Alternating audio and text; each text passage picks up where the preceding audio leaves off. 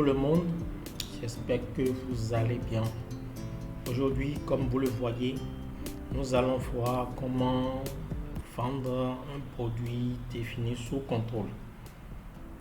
Alors, pour ceux qui n'ont pas suivi le tuto numéro 7, nous avons déjà parlé dans le tuto numéro 7 de comment définir un produit sous contrôle.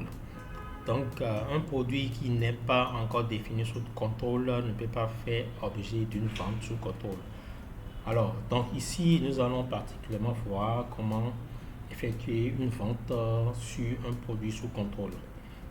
Alors, nous allons nous connecter.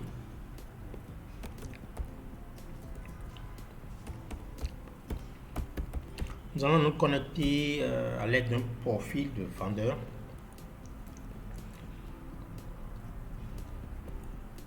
Et nous allons effectuer un panier qui va comporter bien sûr un produit sous contrôle.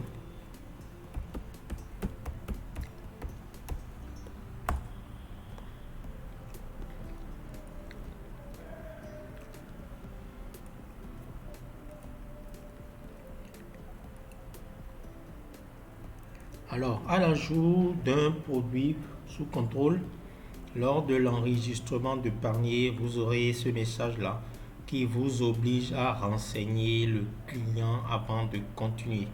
Ce qui voudra dire qu'on ne peut pas faire une vente d'un produit sous contrôle à un client anonyme. Donc nous allons chercher un client par défaut.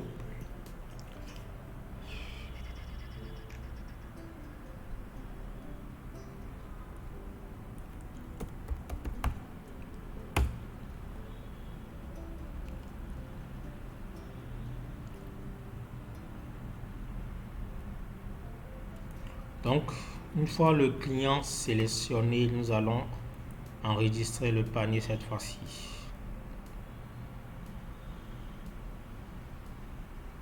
Alors, comme vous le voyez, lors de l'enregistrement du panier, vous avez des informations complémentaires qu'il faut forcément ajouter.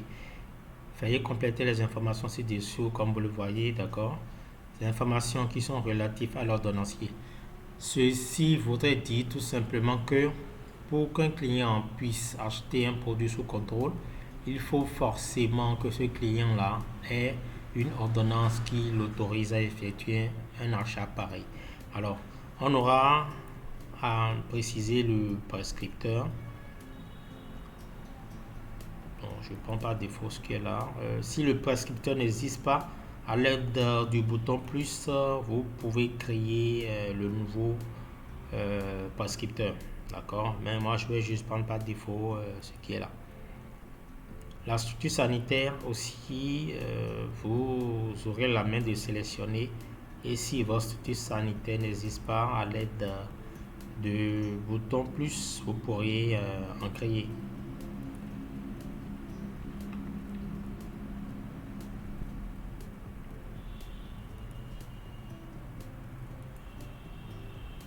Alors, une fois le panier enregistré, nous allons cette fois-ci nous connecter en tant que caissier pour voir comment l'encaissement va s'effectuer.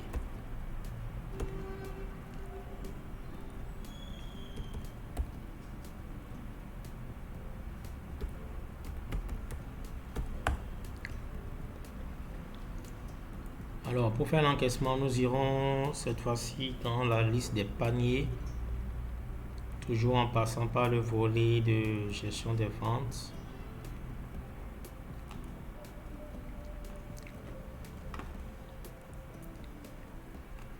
Alors, voilà la ligne qui correspond à notre panier qu'on a vendu. Donc, nous allons déclencher l'encaissement.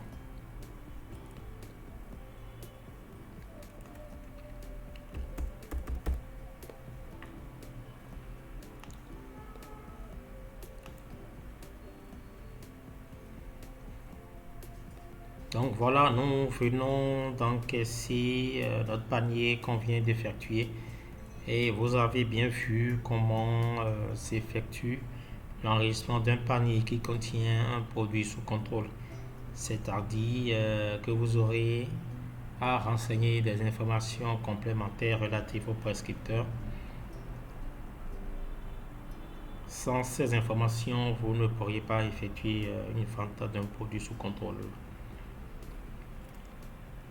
Donc, on attend de voir le ticket. Alors voilà le ticket qui correspond à notre vente qu'on vient d'effectuer.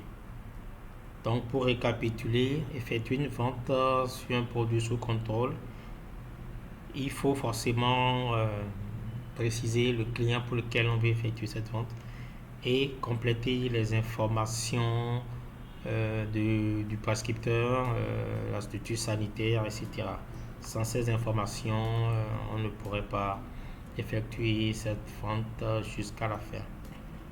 Nous espérons que vous avez bien suivi et espérons que vous avez bien compris. Alors, sur ce, nous vous remercions d'avoir suivi ce tuto et vous disons à bientôt.